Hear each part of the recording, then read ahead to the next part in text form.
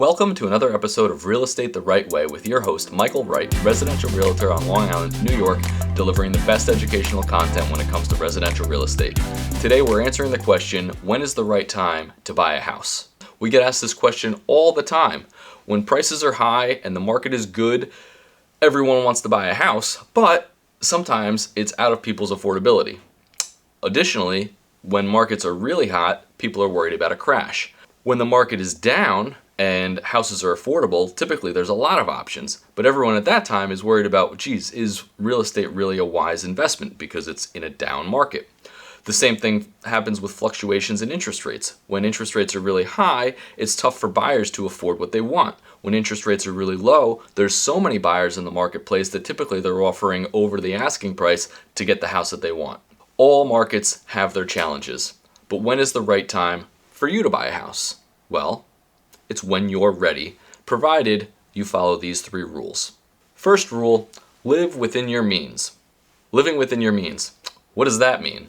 Well, it means understanding your finances, what your income is, what your expenses are, and how much you have left over for discretionary spending and savings. How do you do that? Well, believe it or not, my wife and I were kind of financially illiterate the first decade of our relationship. We were living pretty much paycheck to paycheck. We were making more than we were spending, but we weren't really saving all that much because we weren't intentional about it. I was keeping track of our expenses on a simple Excel spreadsheet that I thought mimicked the complexity of our lives at the time. That was far from the truth. We actually started using a budgeting software called youneedabudget.com, abbreviated YNAB. And there's other budgeting softwares out there, Quicken and some others, that are really useful. This is the one that I felt was the most user-friendly, and now we've both been using it for, probably 7-8 years. Our financial position has dramatically changed. So highly recommend getting on a budget and understanding how much you can actually afford when you're looking to buy a house. Because you need to consider the mortgage, the taxes, utilities, homeowners insurance, as opposed to rent, where maybe everything is all lumped into the rent. Maybe utilities are included. On the other hand, though, when you're paying rent, you're not building any equity. So we can go over, I'll do another video on the advantages of home ownership and how it allowed my wife and I to honestly 20x our net worth in just a few years by owning a house and also living on a budget. And the second thing you want to do inside of living within your means is to get pre-approved. When you get pre-approved, you understand how much a bank will lend you and also what property taxes are included in that loan offer amount. So that way you can incorporate that into this hypothetical budget and make sure you are still living within your means. Why do you need to live within your means? I'll tell you. Markets fluctuate. They go up and down. However, in reality, what something is worth only matters when you're ready to sell it. And sometimes, even not when you're ready to sell it, if you're being forced to sell it in some unfortunate set of circumstances. So when you live within your means, it's unlikely that you're going to be forced to sell something, which means you can sell it when you're ready, which means you can take advantage of the market fluctuations. Because over time, historically, if you carry a house for at least 10 years, you're in a much better financial position than when you purchased it. So live within your means so you're not forced to sell, save your money, and build equity over time. Second rule, location matters. This isn't necessarily school district or the town that you're looking to purchase in. It's actually the location in that town. So when I say location matters, I'm referring to what's called external obsolescences. So we have our property, and there are things inside the property, the house, the landscaping, etc., that affect its value. And then there are things outside of the property that also affect the value.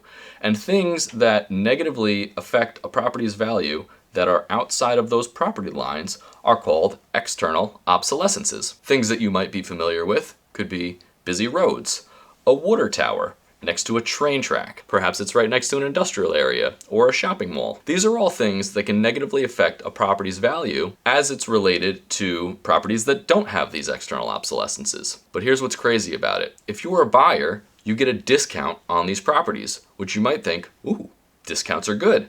Well, they are if you can time the market. And it's difficult, I know, to time the market, but there are trends that we can pay attention to.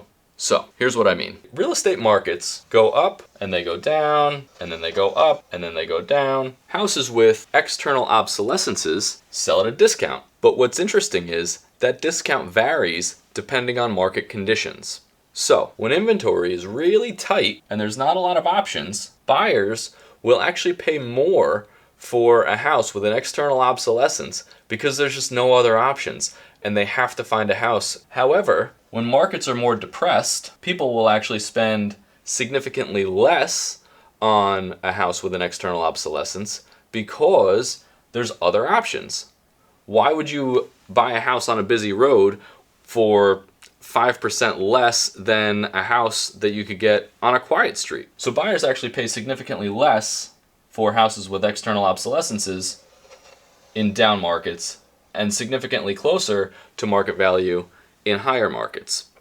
So if you're in a really strong market, it's not too advisable to buy a house with an external obsolescence for, say, this is an estimate, but say a 5% discount. Because if you're forced to sell it in a down market, you may have to sell it for a 15% discount. So even though you got it for a 5% discount, you're selling it at a 15% discount. That's just not smart business.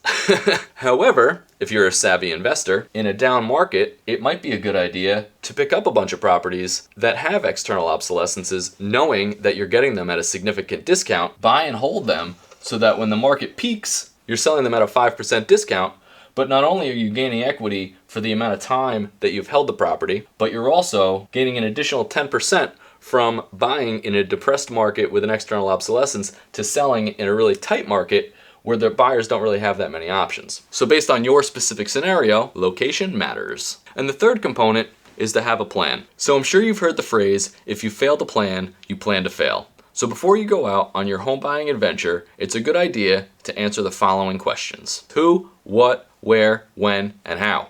So who's going to be living in the house? It's a good question to answer because you want to make sure you have enough bedrooms and bathrooms and living spaces. Which brings us to, what are you looking for in a house? Do we need a garage, large size land, quiet street, and then how many bedrooms and bathrooms? Based on who's living there. Where are we looking? Are we looking in a specific town, a specific school district, next to places of worship, close distances to shopping centers? What exactly are we looking for, and what are we trying to accomplish given the location of the property? And also, when do you want to get there? When do you want to move in? This is an important piece because buyers tend to dramatically underestimate the time it will take to find and close and move in to their property. I strongly recommend buyers come to me at least 6 to 12 months before they're ready to move in to the house of their dreams. Well, here's why. 3 months is taken up by the contract period. So if we found a house tomorrow, you're likely not going to move in for the next 3 months. And then it takes typically 3 months before that to find the right house. The first month is to get pre-approved, understand your budget, and get your finances in order. The second month is to go out and look in the towns, because usually it's not just I want to be in this specific town. There's usually a wide range. So we go out and look how far your dollar will go in each of the towns that you're interested in. And then we bring the 2 together, or the 3 together.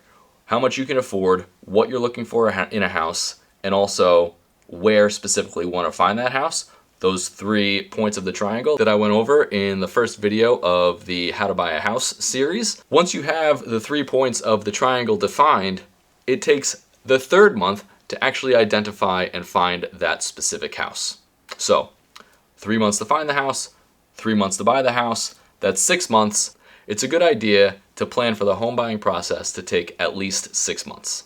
And the final question, how much work are you willing to do? This might be a question that you'll end up answering with some further clarity while you get started in the process, because houses that need more work can be purchased at more of a discount. That also gives the new owner an opportunity to build up more equity faster. However, some people want to move right in, not touch a thing, maybe paint, and that's all good. But it's important to know what your expectations are up front so that way we can make sure that the house that you're looking to buy is within your budget inside of the town and where we want to be. So that's it. Follow these 3 rules, live within your means, location matters, and have a plan, and you can buy a house in any market, making a wise financial decision. Thank you so much for watching another episode of Real Estate the Right Way. Remember to like the video if you find value and appreciate the content, subscribe to the channel, hit the bell so you're always notified of new videos, and ask me a question in the comments as it relates to your specific situation. I'm always here to help. So tell me what home means to you, and I'll help you get there. Thanks so much.